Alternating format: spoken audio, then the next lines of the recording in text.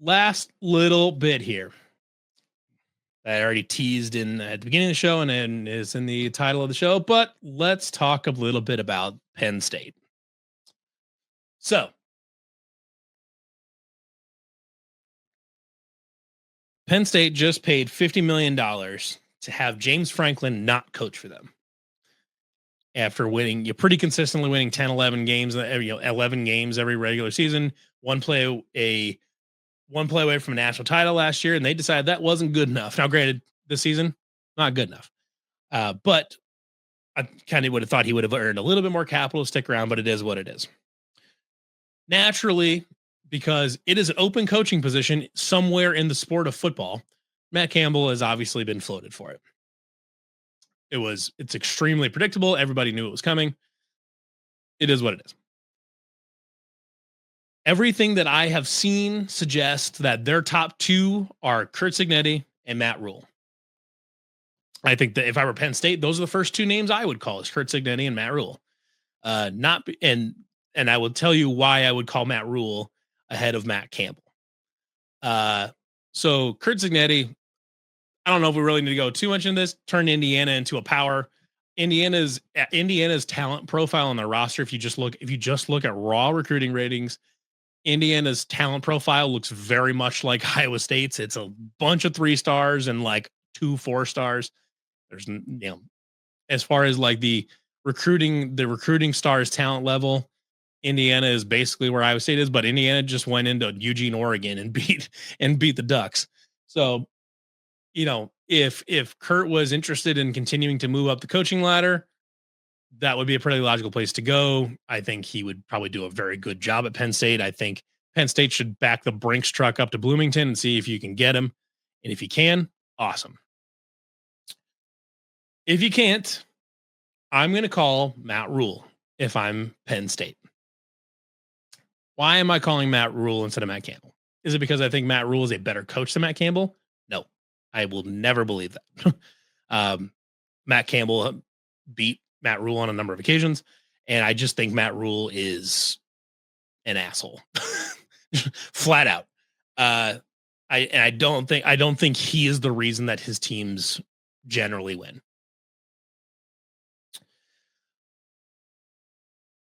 Matt Rule grew up in State College, Pennsylvania. He grew up in Happy Valley, and he was a walk-on linebacker for Joe Paterno in the 90s. He got his first kind of major head coaching gig at Temple in Philadelphia. His roots are Pennsylvania, period. They are. So he's easy to sell, as lots of connections to the university. He also has a track record in college of rebuilding, of retooling and rebuilding programs. Now, he doesn't typically tend to stick around in a program long enough for us to find out if he's actually like a good, like long-term coach versus just a program fixer, like program builder versus a program fixer. But he did it at Temple. He did it at Baylor. And now he's doing it at Nebraska, who went to their first bowl game in like 15 years, or 10 years anyways. And they're absolutely on pace to do that again. But the reason, and what Matt Campbell's done at Iowa State is totally incontestable. Like, I mean, he's the best coach in Iowa State history, and it's not even close. That's not even like disrespectful to Dan McCarney or Johnny Majors or whoever. It's Matt Campbell, a massive gap, and then everybody else. But the reason that if I'm Penn State, I'm calling Matt Rule first is because Nebraska has mojo right now, and Iowa State has lost 2 in a row.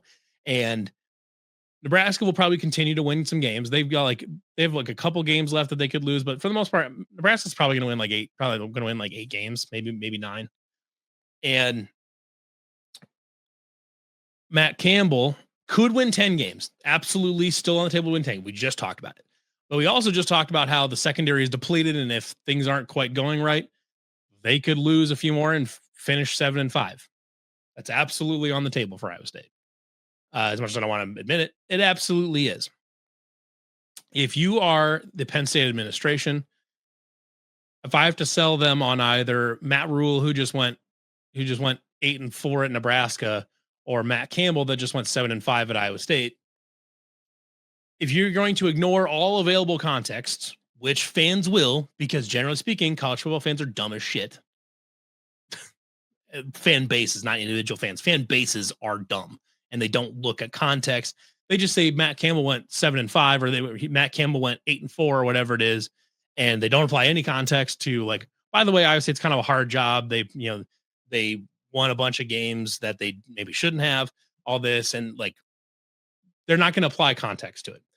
But you just fired a coach that wins 10, 11 games a season. You have to make a hire that feels good to the fans when you hire them. For right, if Matt Campbell doesn't finish the season as well as he wants to, or as well as we want him to, it's going to be a lot harder to sell that to Penn State fans, because they need a splashy hire. They do. They absolutely need a splashy hire right now. And for Penn State fans, I don't think Matt Campbell is a sexy hire. I think he'd be a great hire. I think Matt Campbell would kill it at Penn State. I don't think he's a sexy enough hire for Penn to please the Penn State crowd. Matt Rule probably is, even if I think he would probably have a lot of success there in the first couple of years. Like, I think he could get that thing back to the playoff, get it turned around, and all this. I think he would be able to fix that program and get them back to the playoff, and win title. I don't know, but competing for one, getting into the semifinals again, and all that. I think he could do that. But beyond that, we don't really know. He's never been in a place long enough for us to get a good feel for what he can do if he stays at a program for 8 years or something like that. We don't know. We just don't know. And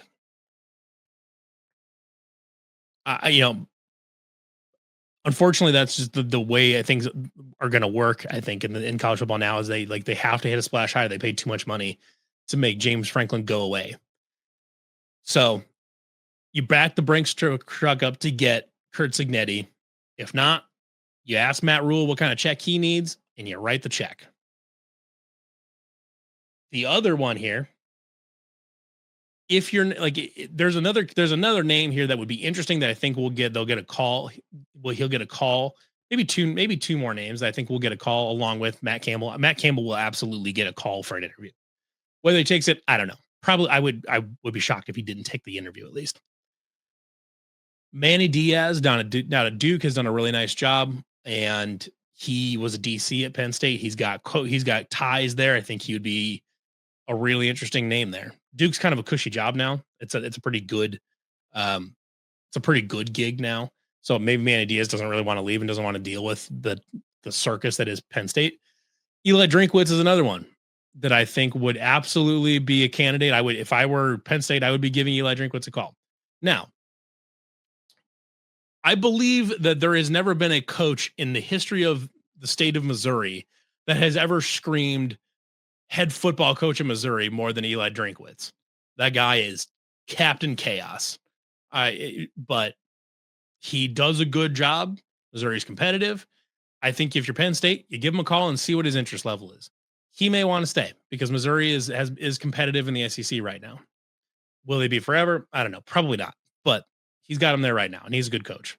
So Eli Drinkwitz is there. The sleeper name, if you were looking for another one, is probably Pat Fitzgerald. I think that would be a really interesting name.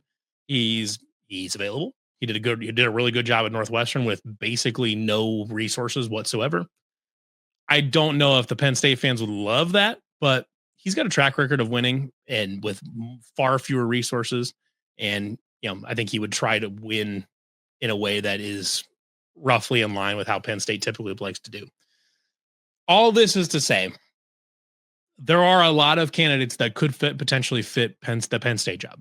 Matt Campbell is one of them. I am not personally going to spend a single further second of my time or a single calorie of energy worrying about Matt Campbell going to Penn State. If he does, he does. It is what it is. We find a new guy and we move on.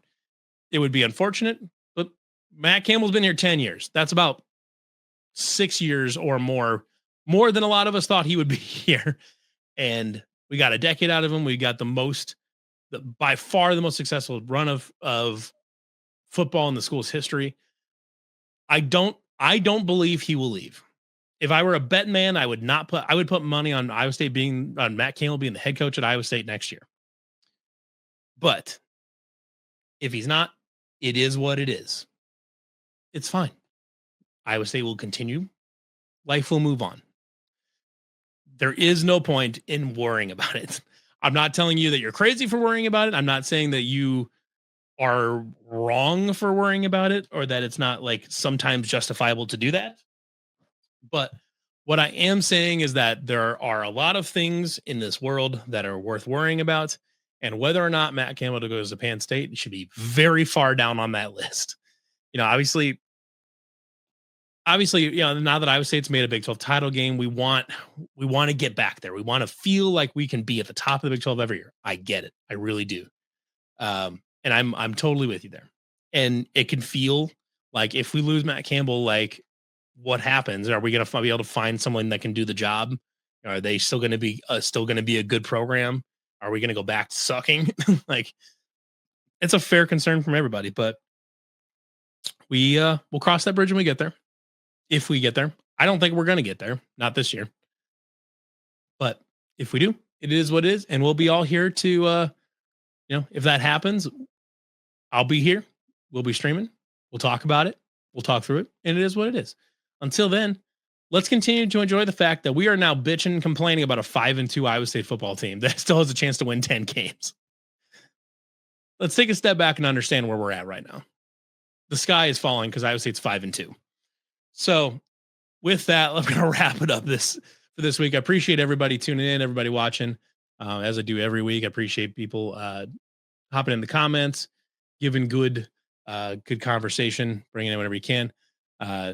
Obviously, no game this weekend. I did not do a post game after Colorado because I was just for a while after the game. It was just going to be just me cussing on here for about 45 minutes, and I didn't. Nobody needs that. And by the time Sunday morning rolled around, it's like, you know what? I'd rather just move on and just move on to talking about what we can do to fix this and continuing to look forward. So that's why I didn't do a post game last weekend. So everybody, I appreciate you tuning in. Appreciate the conversation. We'll be back again next Tuesday, 7 p.m. Central Time, 8 p.m. Eastern. You're on the Voice of College Football Network. Everybody have a great rest of your week. Have a good, fun weekend. I believe Mr. C. Finney 16 there in the comments. He's getting married this weekend, so congratulations to him. And we will see everybody here next week. Go Cyclones.